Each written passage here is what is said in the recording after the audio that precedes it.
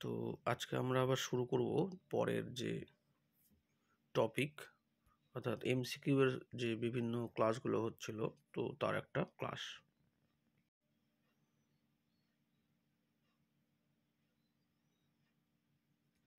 প্রথম যে কোশ্চেনটা আছে এখানে দেখা যাচ্ছে যে ওয়াহাবি মুভমেন্টের উপর একটা প্রশ্ন, যে ওয়াহাবি মুভমেন্ট ইন ইন্ডিয়া এই গ্রন্থের রচয়িতা কে ছিলেন? কেয়ামুদ্দিন আহমেদ। কেয়ামুদ্দিন আহমেদ ছিলেন ওয়াহাবি মুভমেন্ট ইন ইন্ডিয়া গ্রন্থের রচয়িতা। নেক্সট কোশ্চেন, ইন্ডিয়ান মুসলমান গ্রন্থের রচয়িতা হান্টার বা ডাব্লু হান্টারও অনেক জায়গায় বলা হয়, তো হান্টার। নেক্সট কোশ্চেন, আন্তর্জাতিক সরকার গঠনের কথা প্রথম কে বলেছিলেন? সেটা হবে রাজা রামমোহন রায়। তারপরে চলে আসি, কি বলা হচ্ছে ভারতবর্ষের প্রথম আধুনিক ইউরোপীয় ব্যাংক। প্রথম আধুনিক ইউরোপীয় ব্যাংক যদি বলা হয় তাহলে হবে ব্যাংক অফ হিন্দুস্থান। ঠিক আছে, ব্যাংক অফ হিন্দুস্থান। পরবর্তীতে ইম্পেরিয়াল ব্যাংক অফ ইন্ডিয়া হয়েছিল, যেটা আমরা বর্তমানে যে রিজার্ভ ব্যাংকটা আছে সেটাই হচ্ছে ইম্পেরিয়াল ব্যাংক অফ ইন্ডিয়া। যাই হোক, পরের কোশ্চেন চলে আসি, আইডিয়াস অফ দ্য ইস্ট। এই আইডিয়াস অফ দ্য ইস্ট যে গ্রন্থ, এটা ওকাকুরা আইডিয়া, ঠিক আছে। আর প্রবলেম অফ দ্য ইস্ট একটা আছে, সেটা হবে লর্ড কার্জন। তো এখানে দেখো আইডিয়াস অফ দ্য ইস্ট, এটা হচ্ছে ওকাকুরা, এই হচ্ছে গ্রন্থ। আর পরেই প্রশ্নটা দেওয়া আছে, সেটা হলো প্রবলেম অফ দ্য ইস্ট, সেটা হবে লর্ড কার্জন। তো এরকমভাবে আমরা দেখছি। নেক্সট কোশ্চেন চলে আসি, বলছে ভারতের আত্মা এই গ্রন্থের রচয়িতাকে? বিপিন চন্দ্র পাল, ভারতের আত্মা। তারপরে চলে আসি সিলসিলা। সিলসিলাটা কি? এটা সুফির থেকে একটা কোশ্চেন নেওয়া হয়েছে। সিলসিলা হচ্ছে একটি সুফি আদেশ। সিলসিলা সুফি আদেশ। চলো নেক্সট কোশ্চেন, বলা হচ্ছে যে সুলতানি আমলে ভূমি পরিমাপের জন্য নিচের কোন শব্দটি ব্যবহৃত হতো? সুলতানি যুগে বলেছে মাসাহাত। মাসাহাত হচ্ছে সুলতানি যুগে, আর গাল্লা বক্স, নাশক, বাতাই এগুলো হচ্ছে মুঘল যুগে। তো সুলতানি যুগে মাসাহাত। নেক্সট কোশ্চেন চলে আসি, নিচের কোন শহরটি বালঘাকপুর বা সিটি অফ রিভেল নামে পরিচিত? সিটি অফ রিভেল বলতে বিদ্রোহের শহর, বিদ্রোহ হতো এরকম, সেটা হচ্ছে লখনৌতি। লখনৌতি হলো সিটি অফ রিভেল। নেক্সট, কোন জুটিটি সঠিক নয়? বলছে সঠিক নয়, যে ফতোয়া। ফতোয়া হচ্ছে ইসলামী আইন অনুযায়ী একটি আইনি সিদ্ধান্ত, এটা ঠিক আছে। দার উল হারব বলতে কাফেরদের দেশ, এটাও ঠিক আছে। মুসলমানদের দ্বারা কাফেরদের বিরুদ্ধে যে জিহাদ, সেটা হচ্ছে পবিত্র যুদ্ধ, এটাও ঠিক আছে। কিন্তু কাফির বলতে এখানে বলা হচ্ছে ইসলামে বিশ্বাসী ব্যক্তি, তো হবে না, বিশ্বাসী নয় যে সে কাফির তাদের মত অনুযায়ী, তো সেটা হচ্ছে এখানে এইটা ঠিক নয়। কাফির হচ্ছে ইসলামে বিশ্বাসী ব্যক্তি, এটা ভুল। নেক্সট চলে আসি, নিম্নলিখিত কোন সুলতান মঙ্গল প্যাটার্নের পরে দশমিক পদ্ধতিতে সেনাবাহিনীতে সংগঠিত করার চেষ্টা করেছিল? তো সেনাবাহিনী, এটা আগের বছর কিন্তু স্কুল সার্ভিস পরীক্ষায় এসছে কোশ্চেনটা, এটা হবে মোহাম্মদ বিন তুগলক, মঙ্গল প্যাটার্নে করেছিল। নেক্সট কোশ্চেন কি বলা হচ্ছে, যে বিদেহ মাধবের গল্প শতপথ ব্রাহ্মণ থেকে জানা যায়। শতপথ ব্রাহ্মণ থেকে বিদেহ মাধবের গল্প জানা যায়, এটি কোন বেদের অংশ? এটা হবে যজুর্বেদের অংশ, ঠিক আছে। যজুর্বেদ, যজুর্বেদ দুটো আছে, এক শুক্ল যজুর্বেদ, এক কৃষ্ণ যজুর্বেদ। তো এটা হচ্ছে শুক্ল যজুর্বেদের থেকে কিন্তু নেওয়া। নেক্সট চলে আসো, ইস্ট ইন্ডিয়া কোম্পানি বাংলায় প্রথম কুঠি নির্মাণ করেছিল কোথায়? বাংলায় হুগলিতে। এটা 2017 সালের সেট পরীক্ষার কিন্তু কোশ্চেন, দেখে নেবে ওখানে আছে। বিদেহ মাধবের গল্প কোন গ্রন্থ থেকে জানা যায়? ওই একই ধরনের কোশ্চেন, শতপথ ব্রাহ্মণ থেকে জানা যায়। এই শতপথ ব্রাহ্মণটাই কিন্তু ওই শুক্ল যজুর্বেদের অংশ, ঠিক আছে। যে ওই আর্য সভ্যতা বা বৈদিক সভ্যতা যে বা পূর্ব দিকে যে বিস্তার হচ্ছে, হ্যাঁ, বলা হচ্ছে যে সূর্যের সাহায্য নিয়ে, হ্যাঁ, সূর্যের সাহায্য নিয়ে বিদেহ মাধব যে ছিলেন তিনি চলে আসছে, সূর্য মশাল নিয়ে আগুন দিয়ে রাস্তা দেখাতে দেখাতে এরকম আসছে, এসে পূর্ব দিকে একদম মিথিলা পর্যন্ত, ঠিক আছে, মিথিলা পর্যন্ত গঙ্গার তীর পর্যন্ত এসে পৌঁছেছিল। তো বলা হচ্ছে পূর্ব দিকে তাদের এই জায়গাটাই হচ্ছে সভ্যতার শেষ সীমানা ছিল। তো এই যে পূর্ব দিকে আর্যদের বা আর্য সভ্যতার যে বিস্তার, এটাই হচ্ছে বিদেহ মাধবের গল্প থেকে জানা যায়। নেক্সট চলে আসি, শেষ পর্যন্ত ত্রিশক্তি সংগ্রামে কারা জয়লাভ করেছে? আমরা ত্রিশক্তি সংগ্রাম প্রাচীন মানে পাল প্রতিহার রাষ্ট্রকূটের মধ্যে পড়েছি, তবে আমাদের দেখতে হবে শেষ অ্যাট লাস্ট কার হাতে আসলো। অনেকজনই তো জিতলো, সবাই একবার করে জিতেছে বা একের অধিক জিতেছে, কিন্তু শেষ পর্যন্ত কার হাতে আসলো?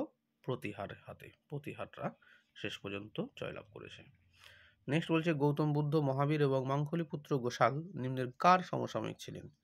এখানে বিম্বিসার অজাতশত্রু দুটোই আছে, বিম্বিসারেরও সমসাময়িক ছিলেন, কিন্তু যদি বিম্বিসার অজাতশত্রু দুটোই থাকে তাহলে আমাকে অজাতশত্রু দিতে হবে, তার কারণ আছে।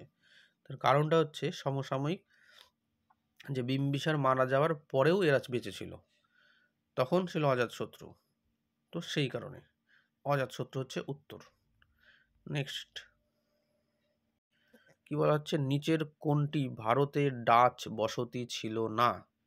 ডাচ বসতি ছিল চিনসুরা, বালাসোর, নেগাপট্টনম, তাহলে বাঁচলোকে মাহে, অতএব মাহে ডাচ বসতি ছিল না। নেক্সট চলে আসি, ভারতের নিম্নলিখিত ইউরোপীয় ট্রেডিং কোম্পানিগুলির আগমনের সঠিক কালানুক্রমিক নির্বাচন করুন। মানে ভারতে প্রথম কারা এসছে এরকম পরপর পরপর সাজাতে হবে। মনে রাখতে হবে ভারতবর্ষে প্রথম এসছে পর্তুগিজ, একদম লাস্টে এসছে ফরাসি। এখানে আমরা দুটো অপশনের মধ্যে সেটা দেখতে পাচ্ছি। তাহলে কি, প্রথমে হবে পর্তুগিজ, তারপরে হবে ডাচ, তারপরে হবে ইংরেজ, এবং লাস্ট হচ্ছে ফরাসি। বোঝা গেল? নেক্সট চলে আসি, নিচের কোনটি আলাবার সাধু? আলাবার এবং নয়নার। আলাবার হচ্ছে বিষ্ণুর উপাসক, নয়নার যে হচ্ছে নয়নার হলো শিবের উপাসক। এখানে আলাবার বলতে বিষ্ণুর উপাসক বলছে যে অন্ডাল, অন্ডাল ছিল বিষ্ণুর উপাসক, আলাবার সাধু। সুন্দরার, সুন্দর মূর্তি, আক্কা মহাদেবী, এরা কিন্তু ছিল নয়নার সন্ত। চলে আসি, নিচের কোন ভক্তি সাধক কৃষ্ণের উপাসক ছিলেন না? কৃষ্ণের উপাসক ছিলেন না বলছে রামানন্দ। ঠিক আছে, বল্লভাচার্য, সুরদাস, মীরাবাই এরা কৃষ্ণের উপাসক ছিলেন, কিন্তু রামানন্দ যে ছিলেন, রামানন্দ রামের উপাসক ছিলেন, তো সেই কারণে। চলে আসি নেক্সট কোশ্চেন, নিম্নের কোন জোড়াটি সঠিক নয়? কি বলা হচ্ছে, কল্পসূত্র সংস্কৃত ভাষা, দ্বাদশ অঙ্গ অর্ধমাগধী ভাষা, দ্বাদশ উপাঙ্গ প্রাকৃত ভাষা, পরিশিষ্ট পার্বণ মাগধী ভাষা। ঠিক নয় হচ্ছে পরিশিষ্ট পার্বণটা। ঠিক আছে, কেন? তার কারণ এরা কিন্তু সংস্কৃত ভাষায় লেখা। কল্পসূত্র যেমন সংস্কৃত ভাষায় লেখা, তেমন পরিশিষ্ট পার্বণও সংস্কৃত ভাষায় লেখা। কল্পসূত্র, ভগবতী সূত্র, পরিশিষ্ট পার্বণ, এই তিনটেই হচ্ছে সংস্কৃত ভাষায় লেখা। দ্বাদশ অঙ্গ অর্ধমাগধী ভাষায়, আর দ্বাদশ উপাঙ্গ প্রাকৃত ভাষায় লেখা। তাহলে কল্পসূত্র সংস্কৃত ভাষায়, পরিশিষ্ট পার্বণ সংস্কৃত ভাষায়, ভগবতী সূত্রও সংস্কৃত ভাষায় লেখা গ্রন্থ। জৈনদের সর্বপ্রথম লিখিত গ্রন্থ, লিখিত সর্বপ্রথম বলছে কোনটা, সেটা হবে কল্পসূত্র। ঠিক আছে, কল্পসূত্র রচনা করেন কে? ভদ্রবাহু। এদের আদি শাস্ত্র গ্রন্থ বলা হয়। এই গ্রন্থ থেকে মহাবীরের বাণী সম্পর্কে বিশদভাবে জানা যায়। মহাবীরের বাণী সম্পর্কে আমরা কল্পসূত্র থেকে বিশদভাবে জানতে পারি। নেক্সট কোশ্চেন, নিম্নের কত খ্রিস্টাব্দে পানিপথের যুদ্ধ সংঘটিত হয়নি? হয়নি বলেছে। ঠিক আছে, 1526, 1526-এ প্রথম পানিপথের যুদ্ধ, 1556-তে দ্বিতীয় পানিপথের যুদ্ধ, আর 1761-তে তৃতীয় পানিপথের যুদ্ধ। তাহলে 1661 খ্রিস্টাব্দে পানিপথের যুদ্ধ হয়নি, এটা হচ্ছে অ্যান্সার। রামমোহন রায় কোন ভাষায় পারদর্শী ছিল? রামমোহন রায় অনেক ভাষা, এখানে যতগুলো আছে সবগুলো ভাষায় পারদর্শী ছিল। সংস্কৃত, আরবি, ইংরেজি, ফার্সি, ফ্রেঞ্চ, ল্যাটিন, গ্রিক, হিব্রু, এরকম সমস্ত ভাষায় পারদর্শী ছিলেন। তারপরে চলে আসছে কি এখানে কথা, যে 1857 সালের বিদ্রোহের পর ব্রিটিশরা প্রাদেশিক প্রশাসনের সংস্কারে আনেন।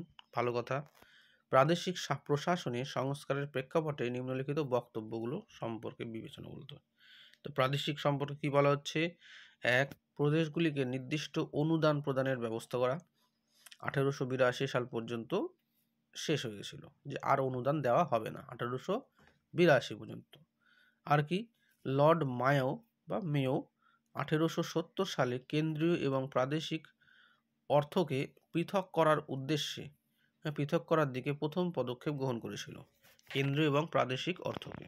1870 লর্ড মেও, এটাও ঠিক। অতএব দুটোই ঠিক।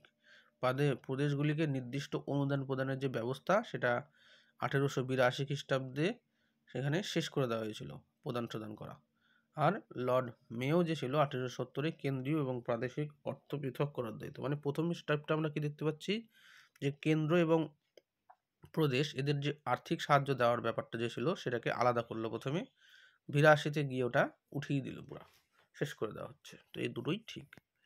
চলে আসি নেক্সট কোশ্চেন। নিচের কোনটি ডালহৌসির সবচেয়ে খারাপ রাজনৈতিক ভুল বলে প্রমাণিত হয়েছে?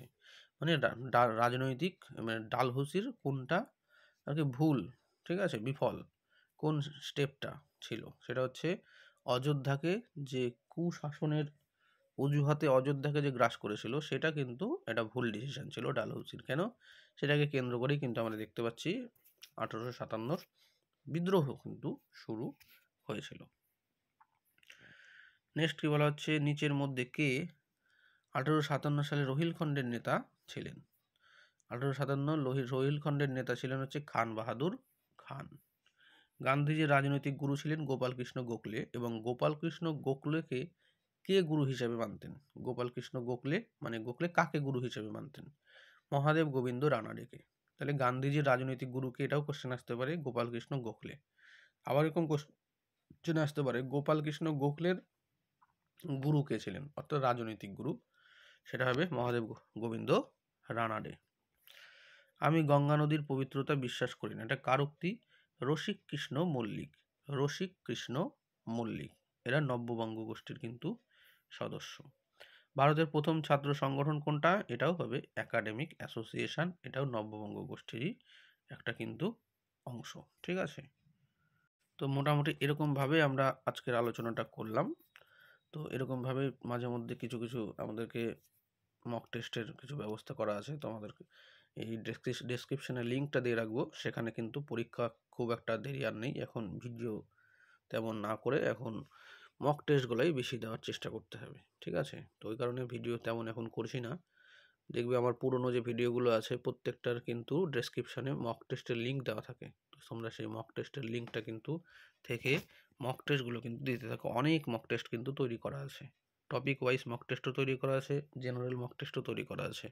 তো সেগুলো কিন্তু তোমরা নিয়ে কিন্তু কাজ করতে পারো, ওগুলো থেকে প্র্যাকটিস করবে, কারণ প্র্যাকটিস না করলে কিন্তু কখনোই সাকসেস আসা সম্ভব নয়। ঠিক আছে, তো সেই কারণে এখন ভিডিও যার যেমন দেখার ইচ্ছা তো ঠিক আছে, কিন্তু মক টেস্টগুলো কিন্তু দেখো। প্রত্যেকটা ভিডিওর বেশিরভাগ ভিডিওরই কিন্তু ডেসক্রিপশনে মক টেস্টের লিঙ্ক দেওয়া আছে, এটারও আমি লিঙ্কটা দিয়ে রাখবো, এখান থেকে কিন্তু মক টেস্টগুলো তোমরা করবে। Thank you.